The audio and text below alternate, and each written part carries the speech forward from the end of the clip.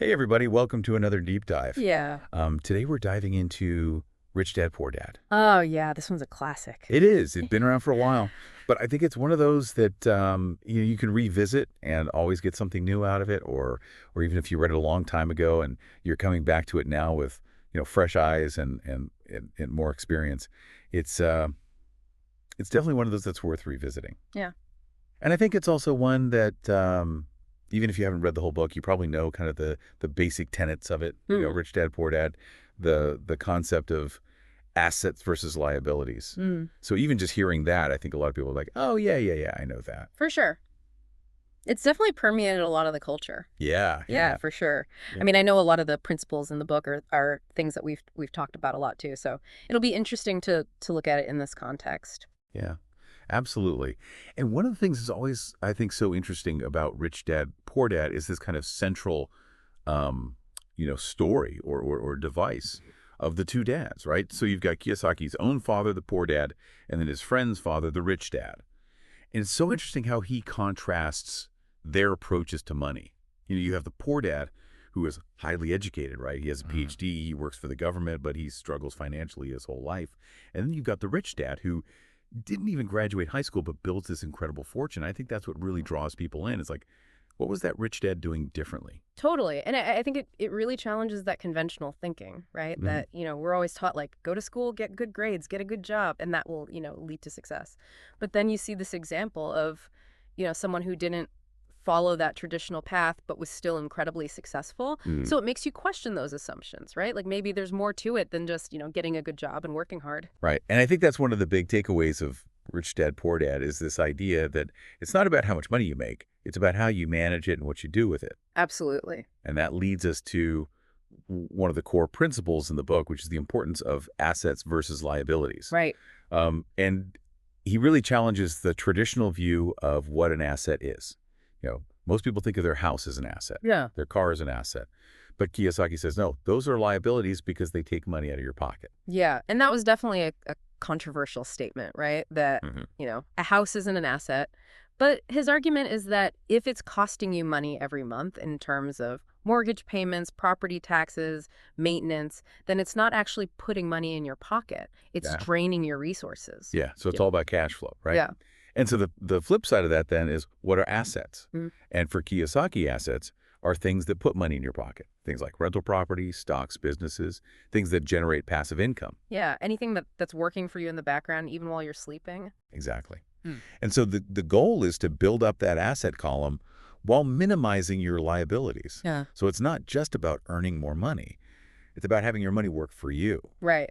And I think this also ties into the idea of financial literacy, that it's not just about how much money you have, but it's about understanding how money works and learning how to make it work for you. Yeah, and that's a theme that runs throughout the book. Definitely. He talks about how his rich dad was always teaching him about business, about investing, about the financial system.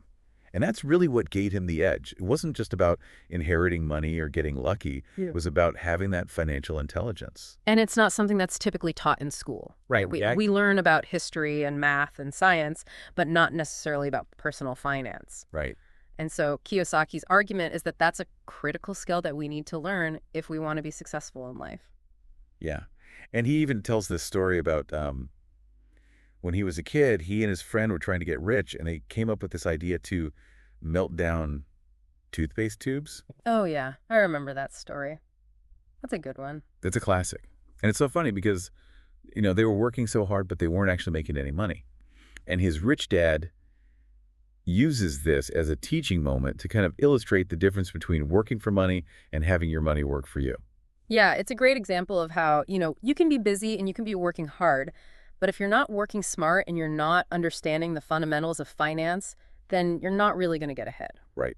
So how do we shift that mindset? How do we go from working for money to having our money work for us? That's the million-dollar question, right? And I think Rich Dad, Poor Dad offers a lot of insights into how to do that. But one of the key things he talks about is developing your financial intelligence. And that means educating yourself about personal finance, about investing, about business, so that you can start making informed decisions about your money. Yeah, so it's not enough to just have a job and earn a paycheck. You need to be actively managing your money and looking for opportunities to grow your wealth. Exactly. And I think this is where a lot of people get stuck, right? They feel like they're just treading water, they're working Mm. hard, they're paying their bills, but they're not really making any progress financially.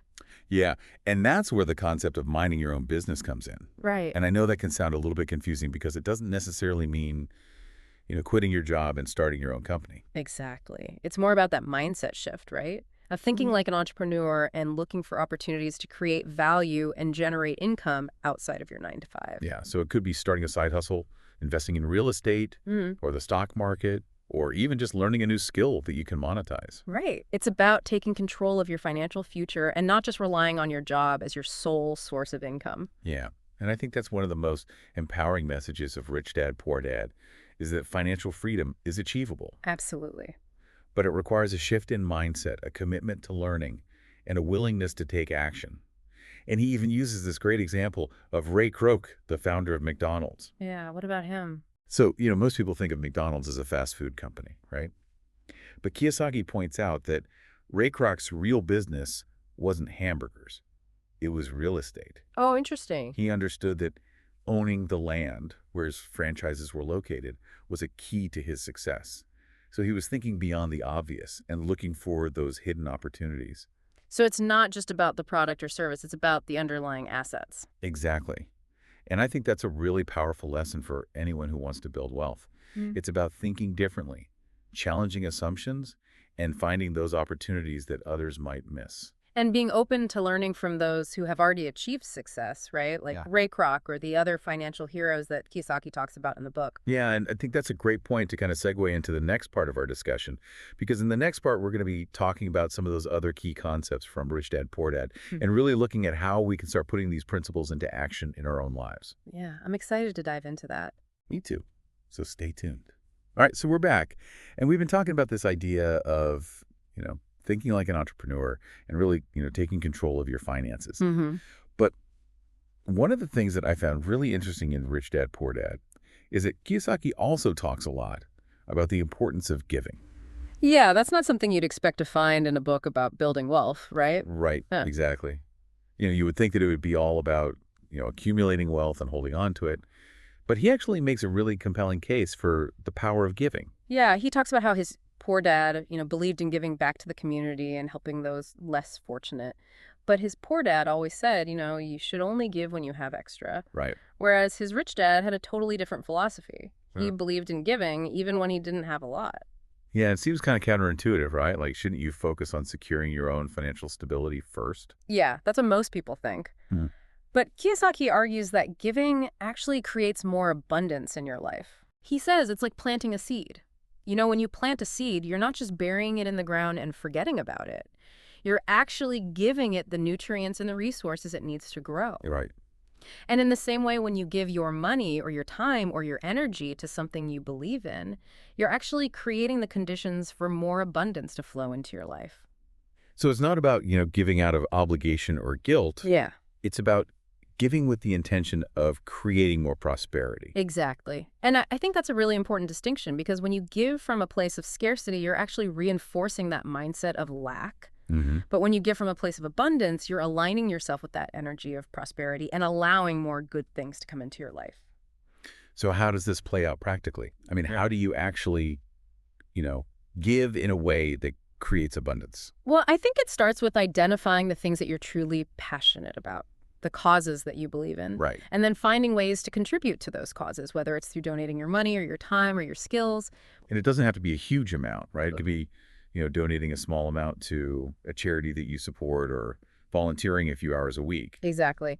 The point is to make giving a regular part of your life Mm. and to do it with the intention of creating more abundance for yourself and for others. So this is kind of a different perspective on giving than what we're usually taught. Definitely. We're often told that we should be, frugal and save our money. Yeah. And giving is seen as something you do only if you have extra. Right. But Kiyosaki is saying that giving is actually an investment in your own prosperity. Hmm. Interesting. So this kind of ties back to what we were talking about earlier about, shifting your mindset from scarcity to abundance. Absolutely. And I think it also connects to the idea of working to learn, not to earn. Right. Because when you give your time or your skills to something you're passionate about, you're actually learning and growing in the process. Exactly. And that can lead to new opportunities and connections that you might not have otherwise had. So it's like this kind of virtuous cycle, right? You learn, you grow, and that creates more abundance in your life. Yeah, I love that. And speaking of learning and growing, one of the things that really resonated with me in Rich Dad, Poor Dad was Kiyosaki's emphasis on finding financial mentors. Yeah, that's so important. Because he talks about how he had these two father figures in his life, right? His own father and his friend's father. And they both taught him valuable lessons about money. But it was his friend's father, the rich dad, who really showed him the ropes when it came to investing and building wealth. So it's about surrounding yourself with people who have the knowledge and experience that you want to gain. Exactly. And it doesn't have to be someone you know personally. It could be, someone you admire from afar, someone whose work you follow, or whose books you read. Mm-hmm. The point is to find people who inspire you and who can help you expand your financial horizons. Yeah, and I think it's also important to be open to learning from people who have different perspectives than your own. Right, because everyone has something unique to offer. Exactly. And you never know where you're going to find that next piece of wisdom that's going to help you take your finances to the next level. So as we wrap up this part of our discussion, I want to leave you with this thought. Who are the people in your life who can help you on your financial journey? Yeah, who are your mentors? Who are your financial heroes? Who are the people you can learn from? And how can you start reaching out to those people and building those relationships? Because having a strong support system is essential for achieving your financial goals. Absolutely. So take some time to think about that, and we'll be back in a moment to talk about some more practical steps you can take to start building your own financial freedom. All right, so we've talked about a lot of big ideas, from Rich Dad, Poor Dad. Yeah, shifting your mindset, thinking differently about money. Exactly. But now I think it's time to get a little bit more practical. Yeah, let's talk about some actionable steps. Exactly. So where do we actually begin? If we want to start applying these principles in our own lives. Well, I think one of the first things is to really understand your current financial situation. Okay. It sounds simple, but a lot of people don't actually have a clear picture of where their money is going. Yeah, it's easy to just kind of go through the motions, right? Exactly. So the first step is to track your income and expenses. Create a budget. Okay, and I know budgeting can sound a little daunting to some people. Sure. But it doesn't have to be super complicated. No, not at all. There are so many apps and tools out there that can make it really easy. Yeah, and even just, a simple spreadsheet can do the trick. Absolutely. The important thing is to just start tracking where your money is going. Right, and once you have that awareness, then you can start making more informed decisions about how you're spending and saving. Exactly. And then you can start looking for opportunities to free up some cash flow that you can then invest. Okay. So speaking of investing, that's another big theme in Rich Dad, Poor Dad. But I think it can be a little bit intimidating for people who are new to it. Yeah, for sure. So what advice does Kiyosaki give to people who are just starting out? Well, he emphasizes the importance of starting small. Okay. You don't need a ton of money to get started. Right. And you don't need to be an expert in finance. The key is to just take that first step. So what are some good ways to get started? Well, there are a lot of different options depending on your risk tolerance and your financial goals. Right.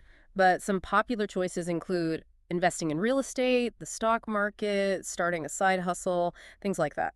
Yeah, and I think it's important to remember that investing is a learning process. Absolutely. So, don't be afraid to make mistakes along the way. Yeah. The important thing is to learn from those mistakes and keep moving forward. And to seek out knowledge and guidance from people who have more experience. Exactly. Right. Mentors, advisors, people who can help you navigate the world of investing. Yeah, and I think that's something that Kiyosaki really emphasizes is the importance of having a strong network.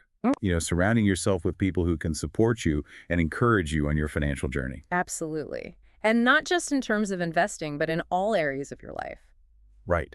Because financial success is not just about money. No, it's about having a holistic approach to life. Exactly. It's about your mindset, your health, your relationships. All of those things play a role.